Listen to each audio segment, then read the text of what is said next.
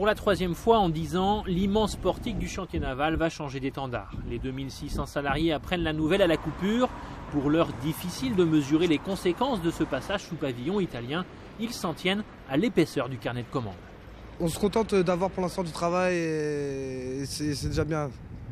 Après le reste, on verra, je sais pas. L'essentiel qu'il y a toujours du travail pour nous. Quel que soit le patron. Quel que soit le patron, l'essentiel qu'il y a du travail.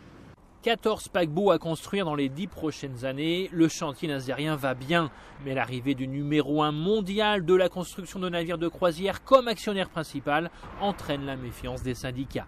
Ils craignent des suppressions de postes pour cause de doublons. C'est une mauvaise nouvelle dans le sens où tout actionnaire qui vient sur un site comme celui-là cherche à faire fructifier la poule aux odeurs et le fera forcément, on connaît les conditions dans lesquelles ça se passe, le fera forcément sur le dos des salariés. C'est comme ça que ça se passe dans les chantiers italiens. Il n'y a pas de raison qu'ils fassent différemment. On peut dire que le loup entre dans la bergerie. Maintenant, on pense que l'État a son rôle à jouer pour en limiter les effets ou au moins nous donner des garanties et des assurances sur les points évoqués.